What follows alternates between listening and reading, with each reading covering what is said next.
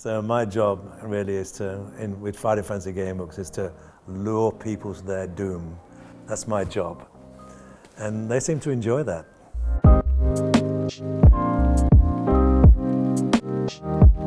How do you feel today being here in Budapest? You have been in Hungary before, right? Yes, I've been several times in Hungary. First time was in the 1980s. We had a game program here called Eureka. It was the launch title for a small developer called Domok. And we had it programmed in Hungary because we found a great team, and also it needed to be done in secret because there was a prize of £25,000 for the first person to solve the mystery of Eureka. I wrote the script for it. So we came several times. This was 1984, so it was a little bit different then.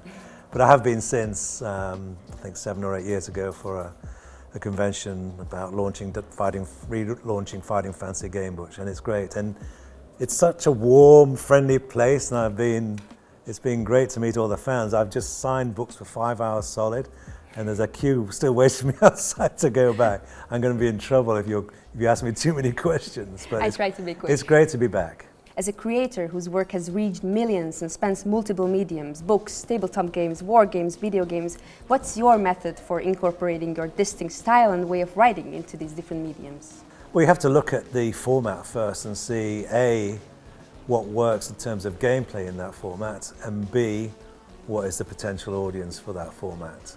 You can't port the same thing across multiple formats without adapting it to the format itself and adapting it to the specific audience. But I always look for the fun factor in everything. I like to amuse people and also make them terrified.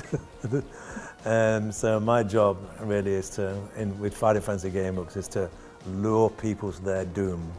Promise them gold and wealth and have them fall down a pit onto poison spikes. That's my job.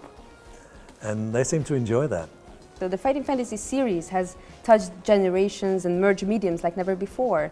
What were your inspirations when creating the series, and what kind of game design difficulties did you face? Well, it's quite strange how Fighting Fantasy came about.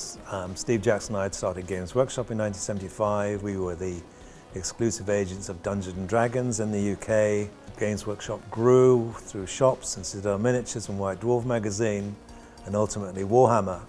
But in 1979 we ran an event called Games Day, and we had thousands of people playing D&D and other RPGs, and a lady from Penguin Books, an editor, came along and she asked Steve and I if we'd write a book about the role-playing hobby, because she was fascinated by all these people playing. And we said, well, rather than writing a book about the hobby, why don't we write a book that allows you to experience that hobby without knowing what we were talking about? So she said, great idea. So we had to go away and think of how could we create a role-playing experience in book formats. And we've been playing Dungeons & Dragons for 7 years, so we thought, how can we distill the essence of an RPG in a single player format? So we thought, well, it has to be multiple choice. And we have to get rid of the Dungeon Master, but we want to retain the game elements. So let's make it a branching narrative, but with a game system, a simplified game system. So we decided on 3 attributes: skill, stamina, and luck, and multiple choice, moving from paragraph to paragraph, effectively analog hypertext, as the reader is challenged to go on a quest of danger set in a fantasy world, promising great rewards for being successful on the quest, but hopefully them failing many times. And that's the concept we gave to Penguin Books, and they said, it took them a year to say yes. Geraldine Cook, the lady I mentioned, was so determined for them to have it. It was her determination that made it happen. So The Warlock of Firetop Mountain came out in 1982 without any marketing support. The virality of the day was the word of mouth in the playground, and it just spread throughout the schools very quickly. And they suddenly wanted more, and they became a global success. You mentioned Dungeons & Dragons and having been its first UK distributor back in 1975. Have you noticed any shifts in player attitudes or play styles from its early days to the present? I I mean, the editions obviously changed, and the current format of D&D is totally different to the early editions. But it was very theatrical in our days. We kind of made it up as we went along. It was all about this interactive theatre created by the players. And the rules were there, but they weren't really strict about the rules. It was more about what story can we create together, and then we kind of make it up as you go along. And it was the fun of like-minded people in their living room having a great time together and using this fancy role-playing game as a backdrop for having social fun. But now I think all types of audiences play. They kind of play it seriously, which is fine, or you can still play in that kind of silly way, which is also fine. So it allows people to play how they want to play, and that's great. Have you played Baldur's Gate, for example? Oh, my son's played it, and I've watched it. I don't play many video games anymore. Time is my big problem. I haven't retired yet. I should have done a long time ago, but work and play is the same for me, so I'm never going to retire. So I play a lot of board games. I've got 1,500 board games at home. I've been running the same games club since the 1980s. Same people are in it. I've published over 700 copies of the Games Night newsletter, which has a circulation of 5. And I'm never going to stop playing, but I don't have time for putting in 100 hours into Baldur's Gate or anything, but still playing. And is it a weekly, like your game nights, is it a weekly thing? Yeah, we used to meet up physically every week, but now we meet up physically about once a month.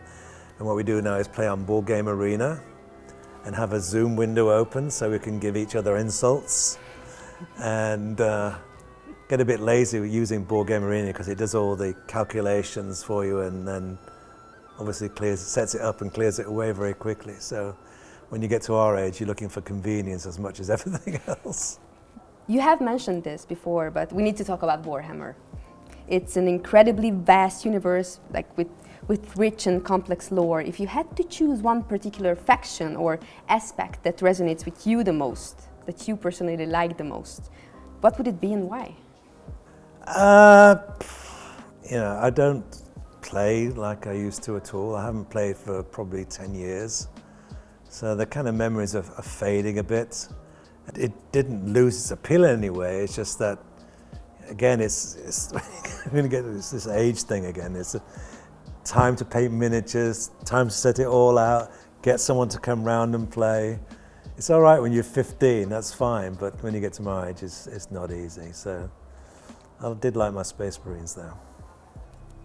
Good choice, I think. And my last question would be, you were heavily involved in the creation of Lara Croft, who is one of the best known video game characters in the world.